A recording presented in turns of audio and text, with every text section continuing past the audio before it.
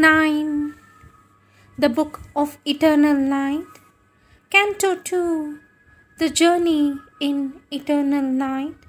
Page 593. Third line. I, death, am he. There is no other God. All from my depths are born. They live by death. All to my depths return and are no more. I have made a world by my inconscient force. My force is nature that creates and slays, the hearts that hope, the limbs that long to live. I have made man her instrument and slave. His body I made my banquet, his life my food. Man has no other help but only death.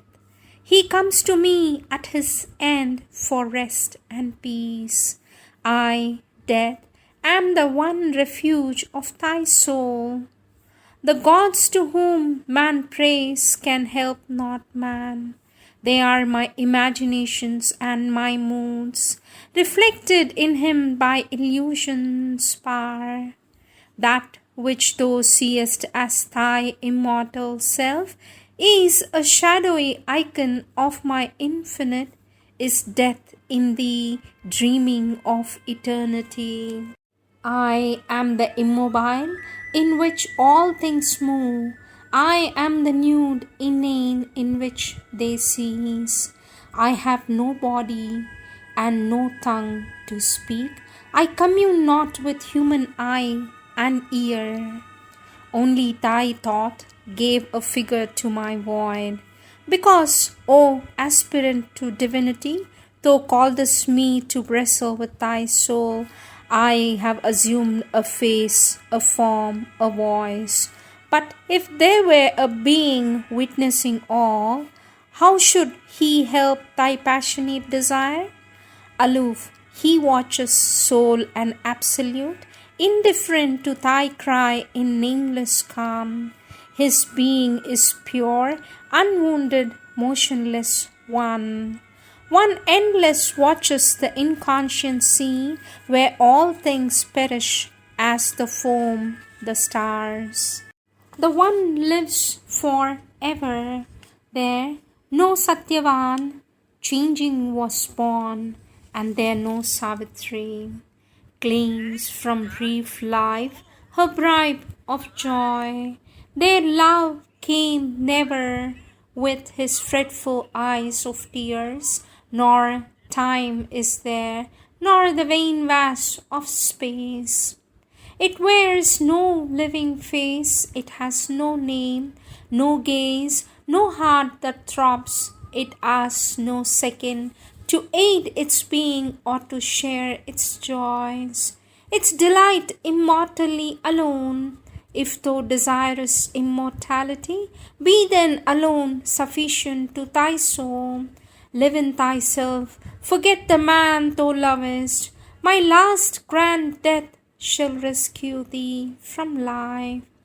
Then shalt thou rise into thy unmoved source. But Savitri replied to the dread voice, O death, who reasonest, I reason not. Reason that scans and breaks, but cannot build, or builds in vain because she doubts her work. I am, I love, I see, I act, I will. Death answered her, one deep surrounding cry.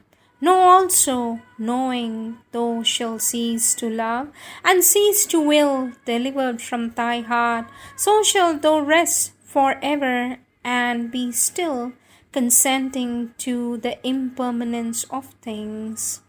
But Savitri replied for man to death, when I have loved for ever, I shall know.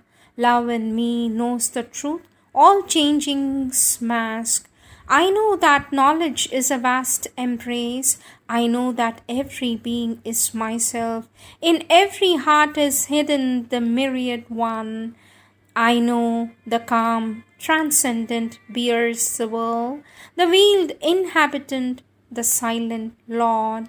I feel his secret act, his intimate fire. I hear the murmur of the cosmic voice. I know my coming was a way from God. For all his sons were conscient in my birth, and one who loves in us came weaned by death. Then was man born among the monstrous stars, dowered with a mind and heart to conquer thee. In the eternity of his ruthless will, sure of his empire and his armored might, like one disdaining violent, helpless words, from victim lips death answered not again. He stood in silence and in darkness wrapped, a figure motionless, a shadow vague, girt with the terrors of a secret sworn. Half seen in clouds appeared a sombre face. Night's dusk tiara was his matted hair. The ashes of the pyre his forehead sign. Once more a wanderer in the unending night, blindly forbidden by dead vacant eyes, she travelled through the dumb unhoping vast. Around her rolled the shuddering waste of gloom, its swallowing emptiness and joyless death, resentful of her thought and life and love. Through the long fading night by her compelled, gliding half seen, on their unearthly path, phantasmal in the dimness moved the three. End of Canto 2, end of Book 9.